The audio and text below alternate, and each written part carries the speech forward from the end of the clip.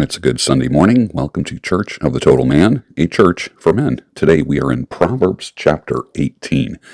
Can you believe it? So get your coffee, get a Bible, or just sit back and listen to the wisdom of the ages.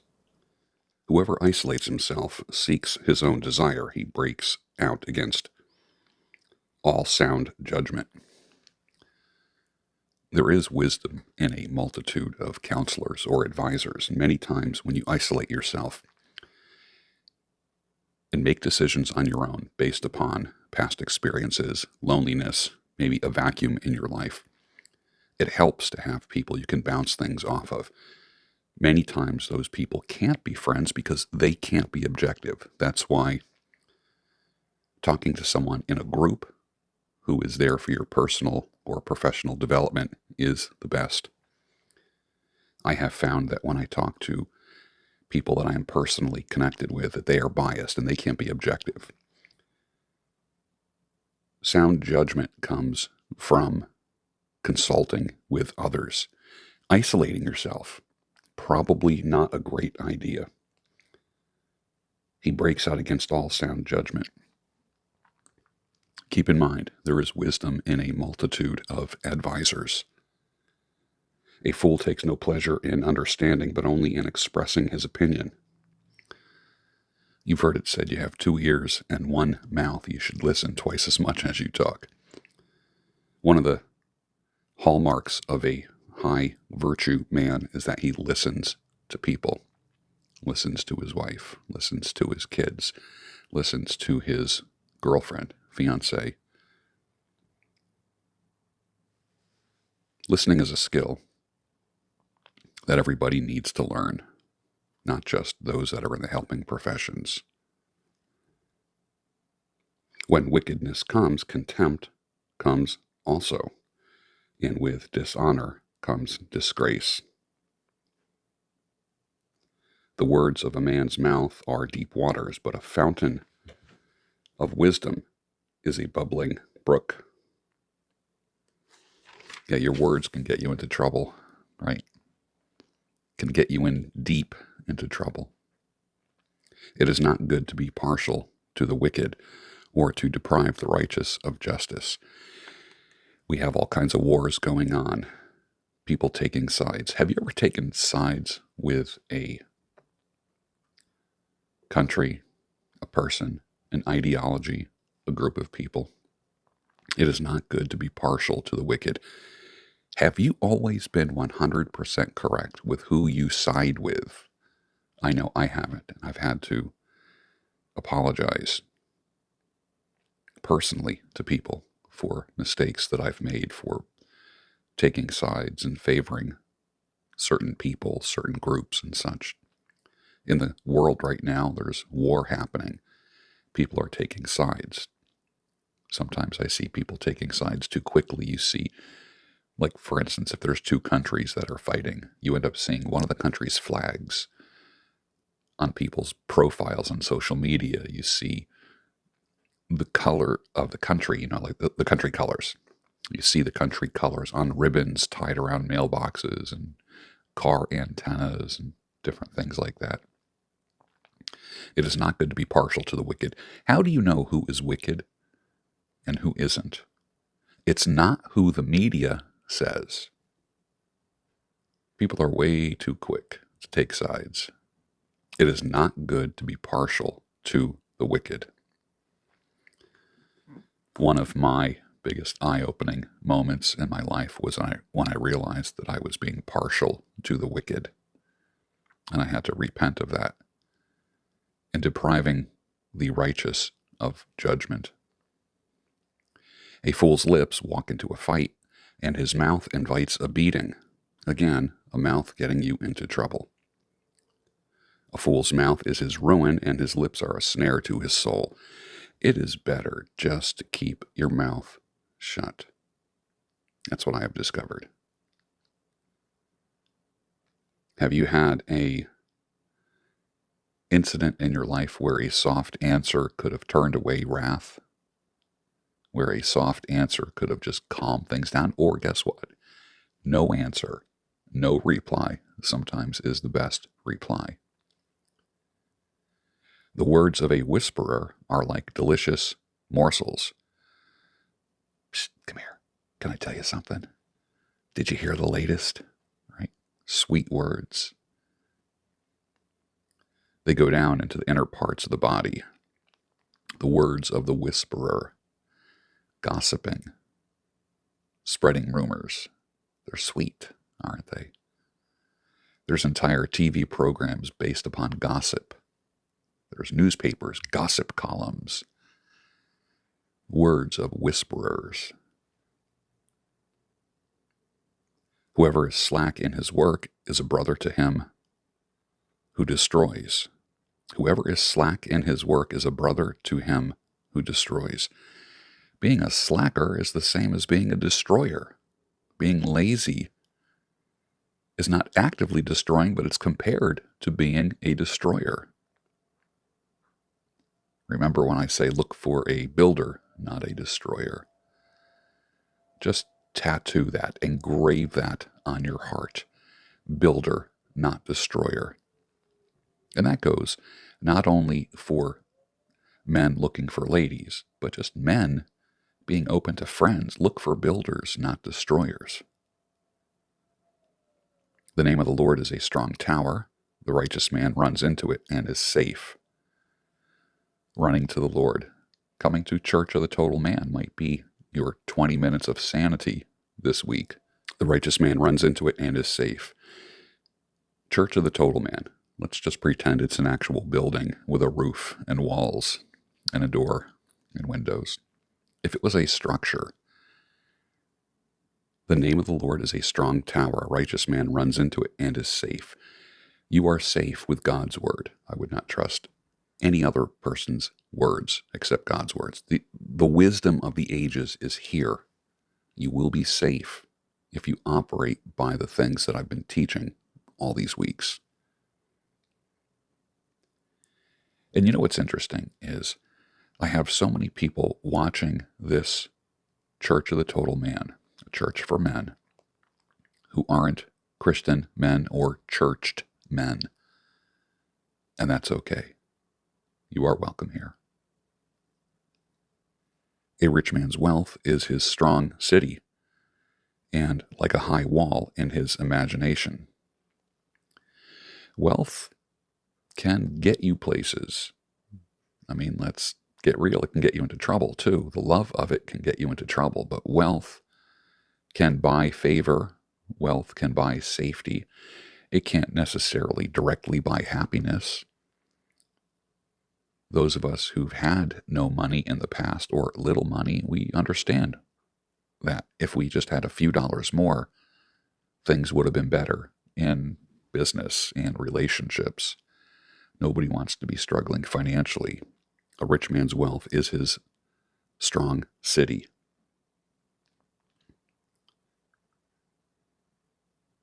Before destruction, a man's heart is haughty, proud, but humility comes before honor. You've heard pride comes before a fall. Before destruction, a man's heart is haughty. You have to check yourself. This is why men need to sharpen other men, because they're objective, and you can't be completely objective with yourself. And someone can check you on your pride, your inflated opinion of yourself or your ideas. Humility comes before honor. Build your house with humility. Build your business with humility. Build your relationships with humility. Be humble. If one gives an answer before he hears, it is his folly and shame. Listen before you talk. How many times have you heard me say, stop, think, speak, stop, think, move, stop, think. Before you do anything, stop and think. Sometimes doing nothing is a strategy, especially for those of us who are so used to doing things.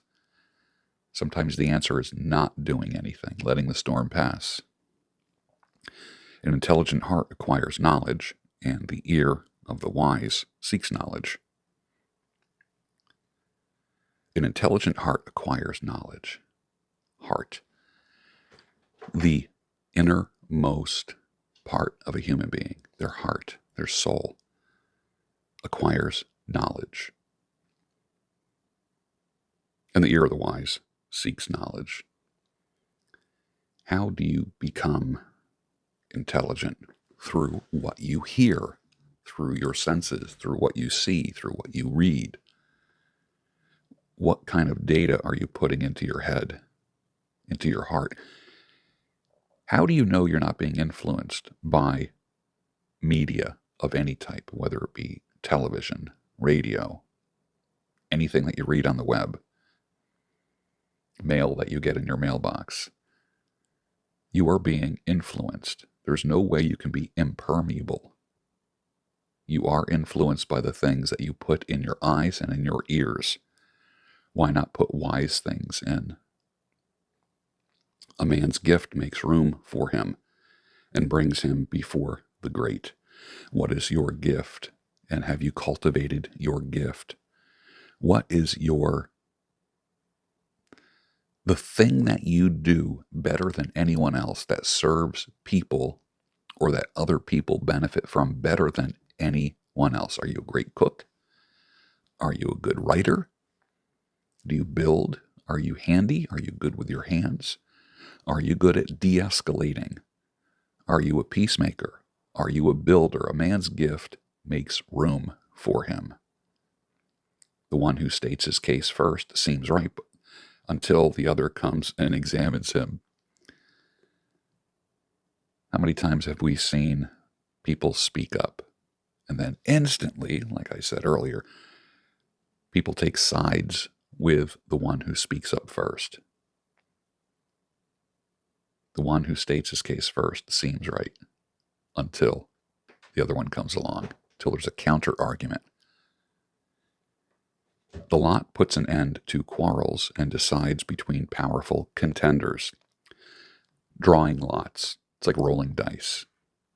Flipping a coin puts an end to quarrels. Should we go this way or this way? Well, let's flip a coin. Heads we go left, tails we go right. And decides between powerful contenders.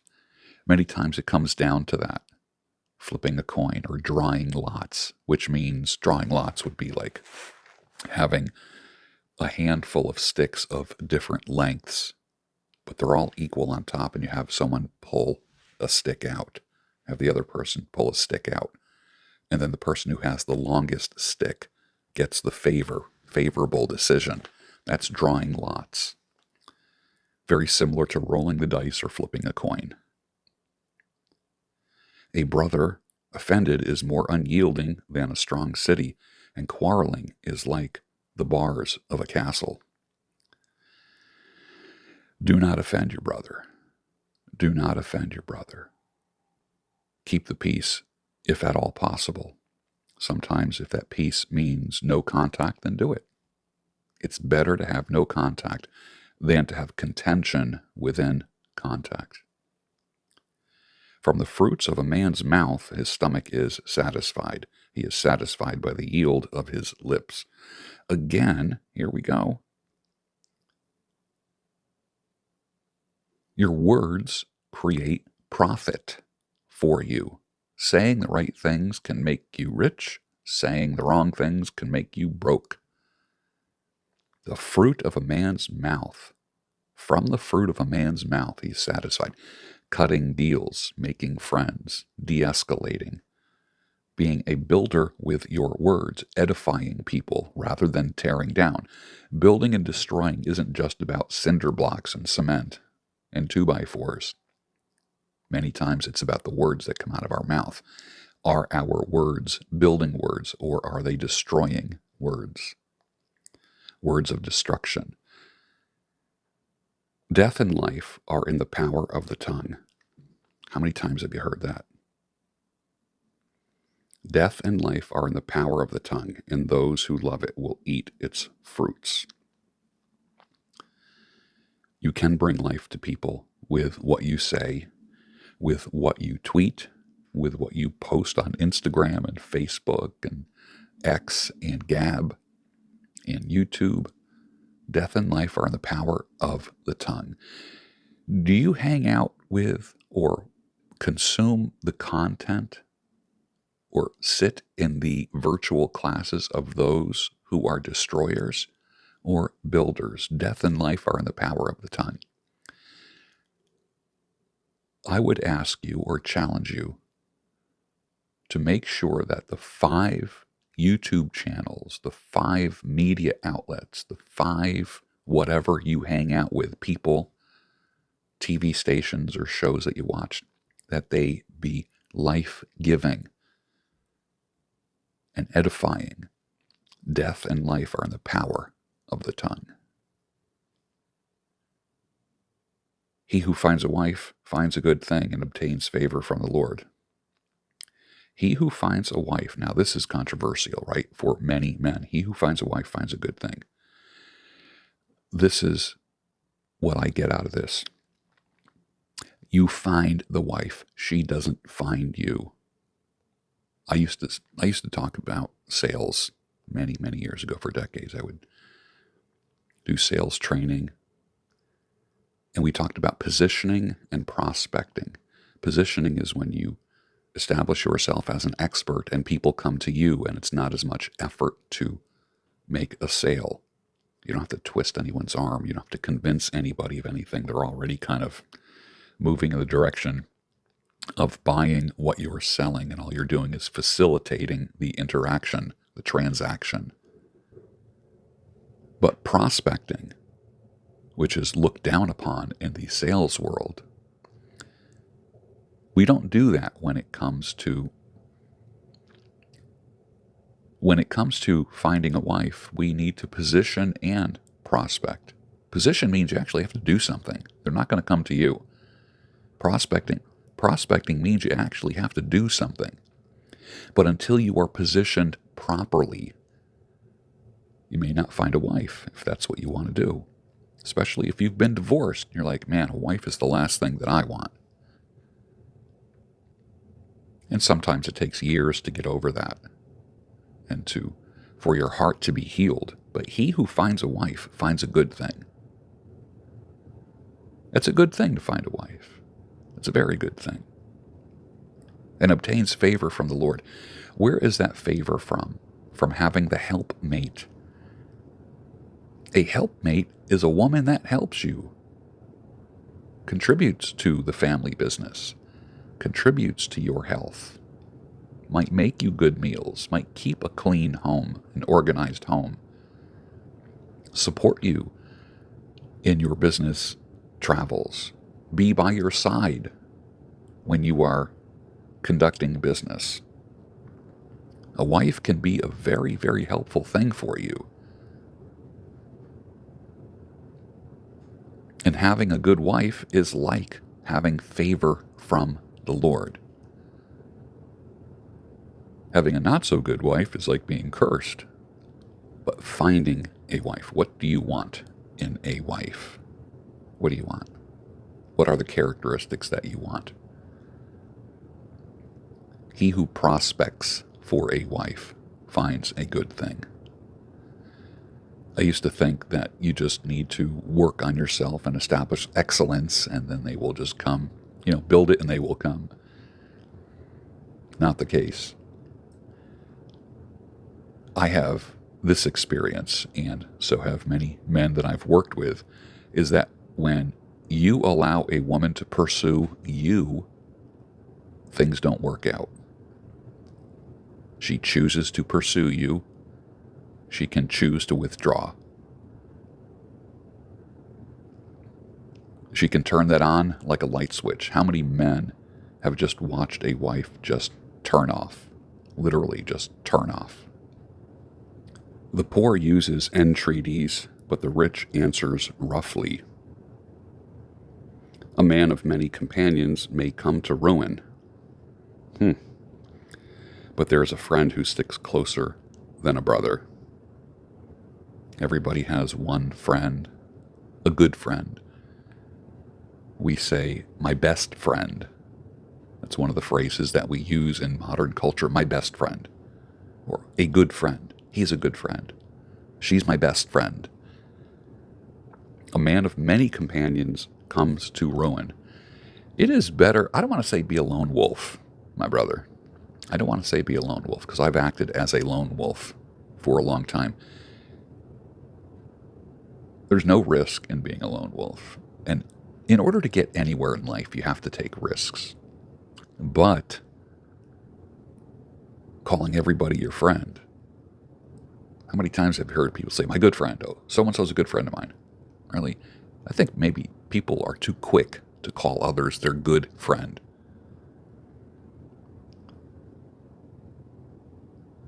And then I also heard, now this is not from Proverbs, but I had a friend say once many years ago, a friend of everybody is a friend of none.